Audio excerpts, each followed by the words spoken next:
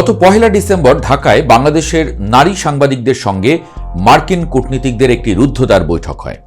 বৈঠকে এক মার্কিন কূটনীতিক পরিষ্কারভাবে সাংবাদিকদের বলেন, আমরা জামায়াতের সঙ্গে বন্ধুত্ব করতেই চাই। এমন খবরই প্রকাশ করেছে খোদ মার্কিন মুল্লুকের নামজাদা পত্রিকা ওয়াশিংটন পোস্ট। নির্বাচনের মাত্র সপ্তাহ 3 আগে এমন খবরে যার পর নাই ঝড় উঠেছে দেশের রাজনীতিতে।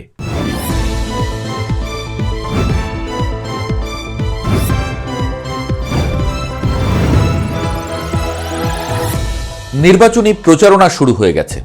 প্রথম দিনেই মাঠে নেমেছে তারেক রহমান, শফিকুর রহমানের দল।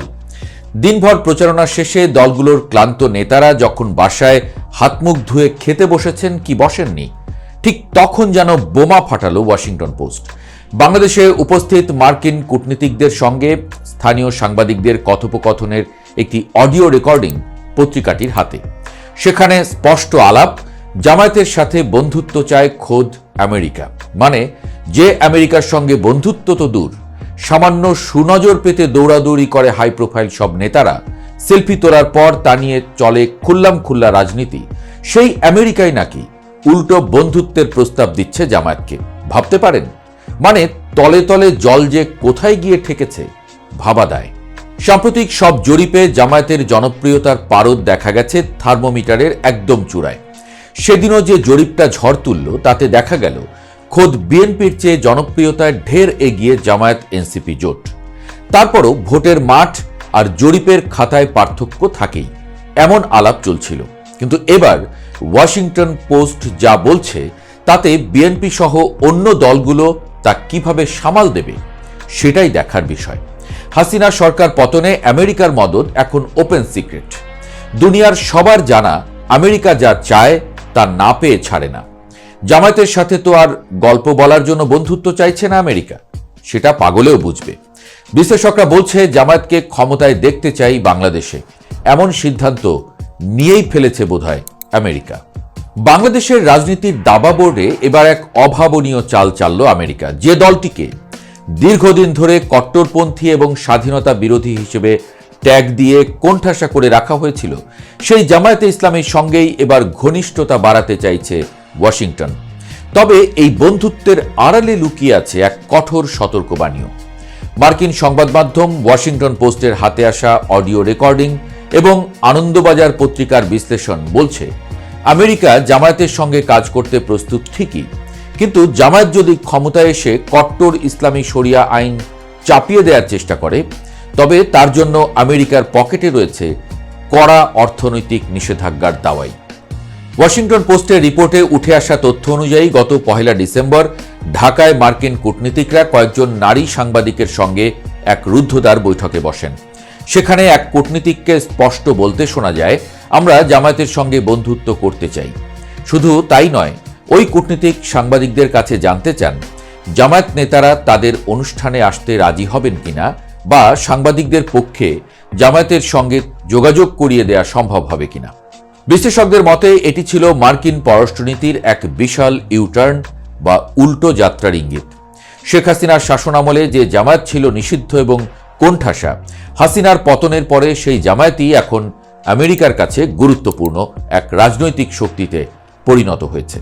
তবে আমেরিকার এই বন্ধুত্ব যে নিঃশর্ত নয়, তা ওই অডিও রেকর্ডিংয়েই পরিষ্কার।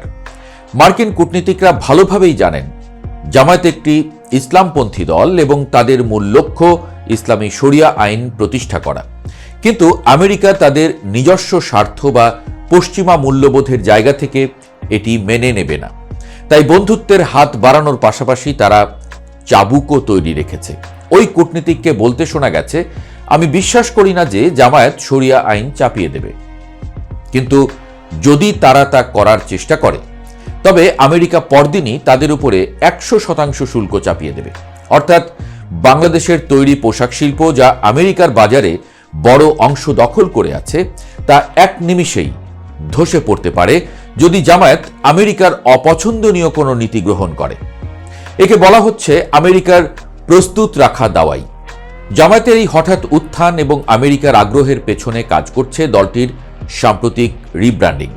রয়টার্সের এক বিশ্লেষণে দেখা গেছে 5 আগস্টের ছাত্র জনতার অভ্যুত্থানের পর জামায়াত নিজেদের পুরনো প্রতিক্রিয়াশীল ইমেজ ঝেড়ে ফেলে জনকল্যাণমুখী দল হিসেবে প্রতিষ্ঠিত করার চেষ্টা করছে। দলটির আমির ডাক্তার শফিকুর রহমান রয়টার্সকে বলেছেন, আমরা এখন আর প্রতিক্রিয়াশীল রাজনীতি করছি না, আমরা জনকল্যাণমূলক রাজনীতি শুরু করেছি। বন্যা দুর্গতদের সহায়তা, আন্দোলনে নিহতদের পরিবারের পাশে দাঁড়ানো এবং মেডিকেল ক্যাম্প করার মাধ্যমে আমরা সাধারণ মানুষের আস্থা অর্জনের চেষ্টা করছি। তাদের এই কৌশল কাজেও দিচ্ছে। মার্কিন সংস্থা ইন্টারন্যাশনাল রিপাবলিকান ইনস্টিটিউট IRI এর ডিসেম্বরের জরিপে দেখা গেছে বাংলাদেশের মানুষের কাছে এখন সবচেয়ে পছন্দের দল হলো জামায়াত। এমনকি জনপ্রিয়তায় তারা বিএনপির সঙ্গে সমানে টক্কর দিচ্ছে। জামায়াতের এই নতুন কৌশলের সবচেয়ে বড় চমক হলো তরুণ প্রজন্মের সঙ্গে তাদের জোট। জেএনজি বা তরুণ প্রজন্ম হাসিনা সরকারের পতন ঘটিয়েছে।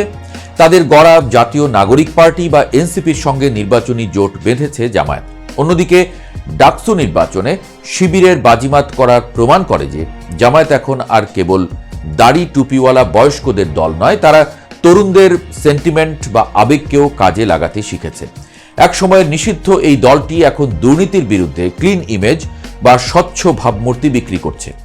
ঢাকার রাজপথে ডাব বিক্রেতা থেকে শুরু করে সাধারণ খেটে খাওয়া মানুষ অনেকেই এখন মনে করছেন আওয়ামী লীগ ও বিএনপির ব্যর্থতার পর জামায়াতই হয়তো দেশের জন্য নতুন কিছু করতে পারবে। দেখা গেছে খোদ তারেক রহমানও জানেন এসব তথ্য। তবে মুদ্রার উল্টো পিঠও আছে। রয়টার্স বলছে জামায়াতের এই উত্থানে দেশের উদারপন্থী সমাজ, নারী এবং সংখ্যালঘুরা গভীর উদ্বেগের মধ্যে রয়েছেন।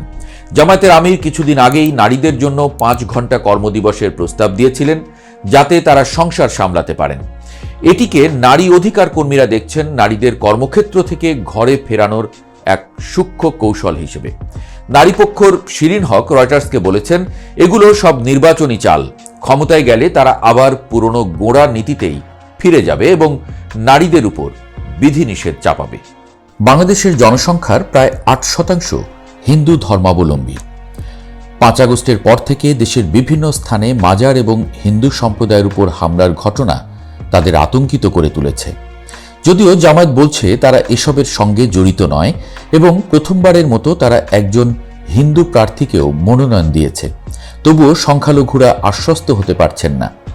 এক সংখ্যালঘু নেতা নাম প্রকাশ না করার শর্তে রয়টার্সকে বলেছেন, জামায়াত ক্ষমতায় এলে বাংলাদেশ একটি কট্টর ইসলামী প্রজাতন্ত্রে পরিণত হতে পারে। আজ আমি আমার জীবন নিয়ে শঙ্কিত। জামায়াত অবশ্য দাবি করছে তারা সব ধর্মের মানুষের সঙ্গে সুসম্পর্ক চায় এবং কোনো সহিংসতায় তারা বিশ্বাসী নয়।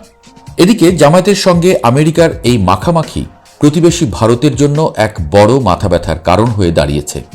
ভারত দীর্ঘদিন ধরেই জামায়াতকে পাকিস্তানের ঘনিষ্ঠ এবং ভারতের নিরাপত্তার জন্য হুমকি হিসেবে দেখে আসছে।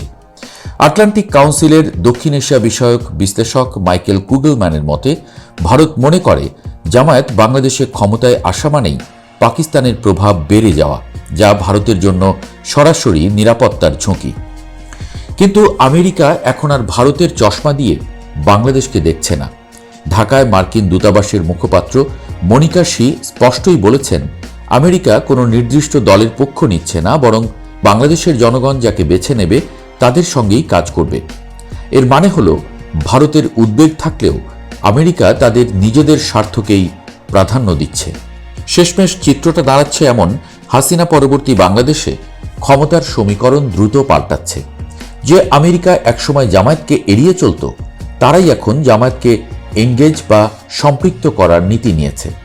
এর কারণ সম্ভবত জামায়াতের ক্রমবর্ধমান জনপ্রিয়তা এবং মাঠের রাজনীতিতে তাদের শক্তিশালী অবস্থান।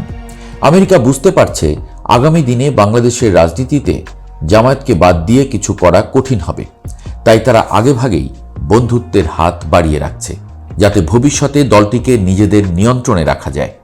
তবে এই বন্ধুত্ব শেষ পর্যন্ত বাংলাদেশের রাজনীতির জল কোথায় নিয়ে দাঁড় করায় এবং জামায়াত তাদের সফট বা নমনীয় ইমেজ ধরে রেখে ক্ষমতায় আসতে পারে কিনা তা দেখার জন্য আগামী 12 ফেব্রুয়ারি পর্যন্ত অপেক্ষা করতেই হচ্ছে।